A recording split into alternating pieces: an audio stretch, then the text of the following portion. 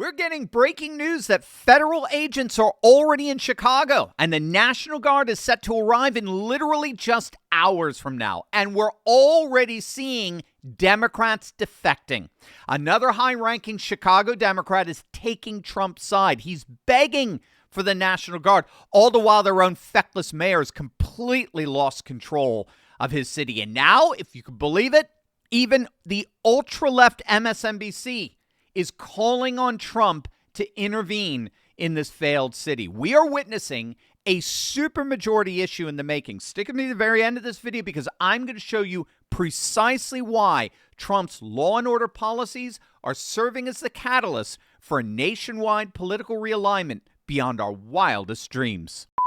Hey gang, it's me, Dr. Steve, your Patriot Professor, here to help you make sense of all the madness as the far left desperately tries to stop the unstoppable rise of a new conservative age that you are making possible. So if you want a front row seat on how you are changing the world in ways you never even imagined, make sure to smack that bell and subscribe button. So here's what's really happening in Chicago right now as we speak, and why this is about to explode in the biggest showdown between federal and local government, frankly, since the Civil War. Now, as you know, President Trump just deployed over 2,200 National Guard troops to Washington, D.C., and crime dropped by an astonishing 84%. Now he's threatening to do the same thing in Chicago, and the Democrat leadership there is having a complete meltdown. But the numbers don't lie. This Labor Day weekend saw 54 people shot and 7 killed. That's double the casualties from last year. And the footage coming out of Chicago looks like a war zone. Now, ICE agents have been in Chicago for the last several weeks, cracking down on illegal immigration as part of President Trump's directive to triple ICE arrest quotas to 3,000 daily nationwide. Chicago's seen a dramatic increase in enforcement. In fact, there have been over 5,000 ICE arrests in Chicago alone just over the last few months. And that federalization of law centered on illegals is now enlarging to deal with the out-of-control crime situation as a whole. And their failed mayor, Brandon Johnson, is having an absolute temper tantrum over it. Take a look. No federal troops in the city of Chicago. No militarized force in the city of Chicago. We're going to defend our democracy in the city of Chicago.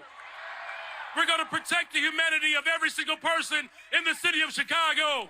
Now, unfortunately for Mayor Johnson, even his fellow Democrats are beginning to defect, and they are begging Trump to send in federal troops to stop the carnage.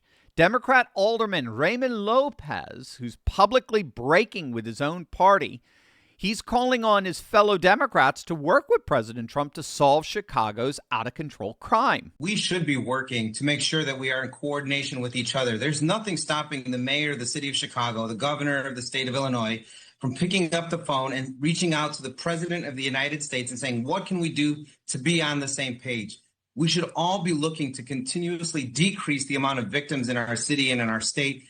And instead, we're getting into this tit-for-tat social media back and forth nonsense, which is only putting the people of Chicago and the people of Illinois in the middle, in the crosshairs of who the criminals who are going to use this time to exploit and go crazy, as we're continuing to see this weekend where we've had multiple mass shootings, multiple victims, and no one wants to talk about them.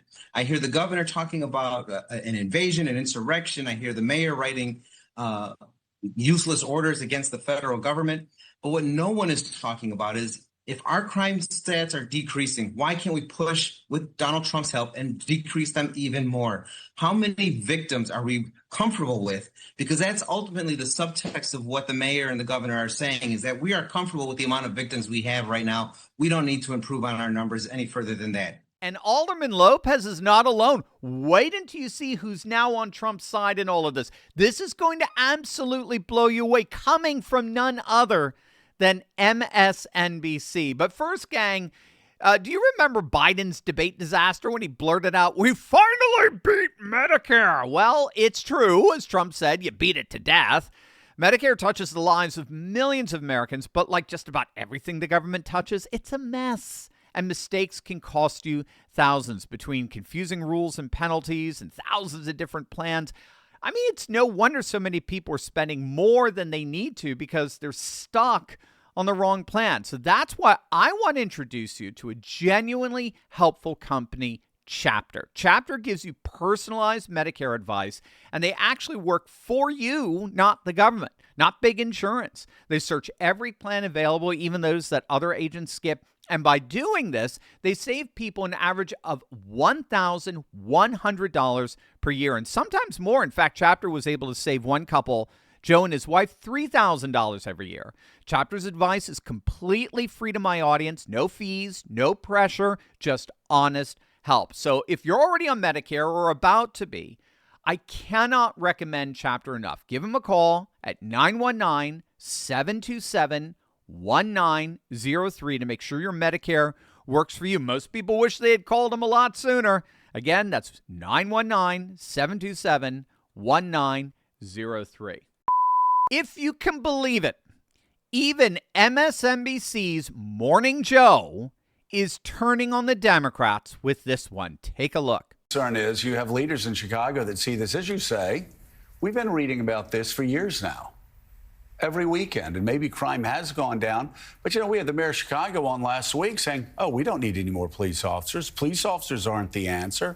No police officers. I think he said no 5 times. You look what's happening this weekend. You look so, I actually think that J.B. Pritzker should do something radical.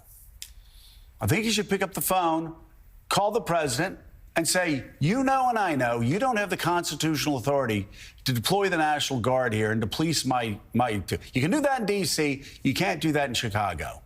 But let's partner up. These are the most dangerous parts of my state.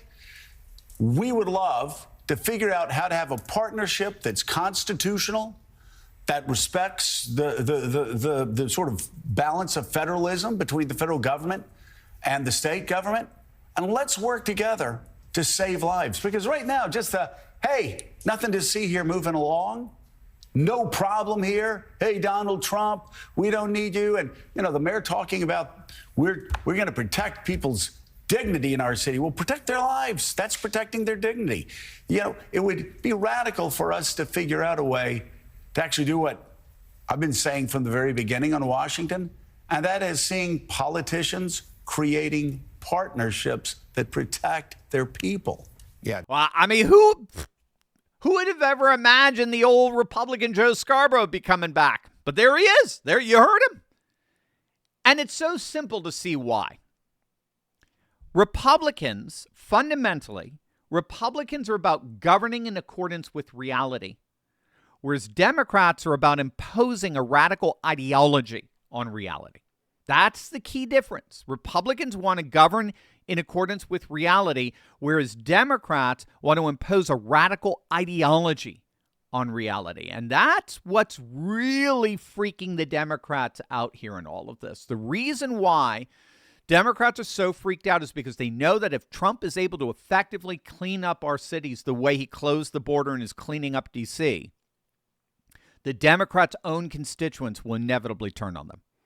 Precisely because safety and security are properly basic to Maslow's hierarchy of needs, right? We were talking about this on the Timcast show last week with Jack Posobiec, but the psychologist Abraham Maslow graphed out and prioritized in a foundational order the properly basic needs of all humans. And as you can see, safety and security needs are second only to food, air, and water, according to Maslow's hierarchy.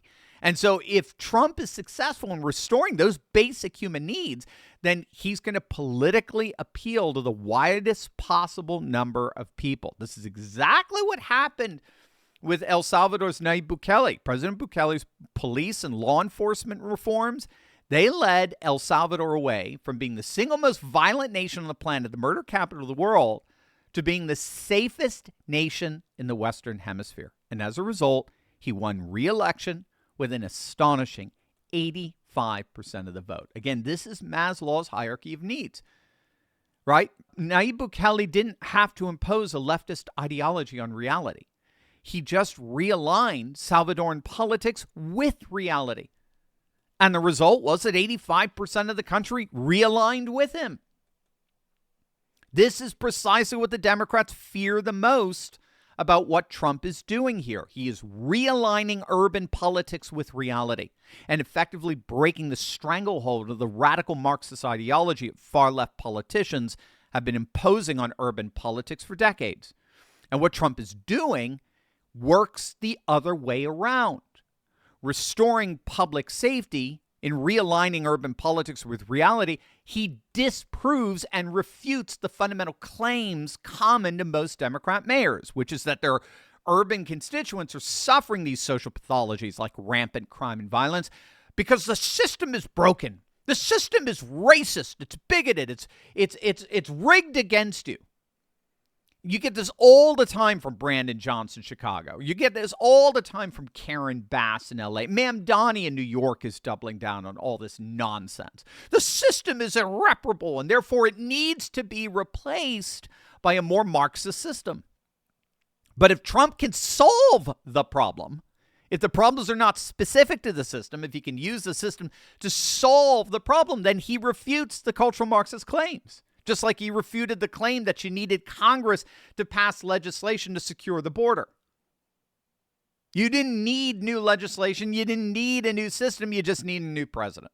You just needed new leadership to break the zombie-like propaganda wall that infests our legacy media and political establishment. And that is exactly what Trump is promising to do here. And his law and order policies are even resurrecting the old Republican version of Joe Scarborough. I mean, it's amazing. On MSNBC, of all places. So obviously, we'll be keeping a very close eye on how things develop here. But again, law and order is becoming Trump's signature issue that's quickly galvanizing a supermajority support. This goes way beyond D.C. This goes way beyond Chicago. Law and order may end up politically realigning the nation like never before. Have you locked in your seat from my America Awakened Masterclass yet? Because seats are filling up fast. This is your shot to grab our Freedom Week discount before the price goes up. This isn't scripted, it isn't safe, and it sure as heck isn't censored. It's real, it's raw, and it's unapologetically patriotic, just like the early days of Turley Talks that helped ignite a movement. But listen, this discount won't last. Click the link, claim your spot, and join the rising tide of Americans reclaiming faith, family, and freedom. Let's light the fire of liberty and awaken America together.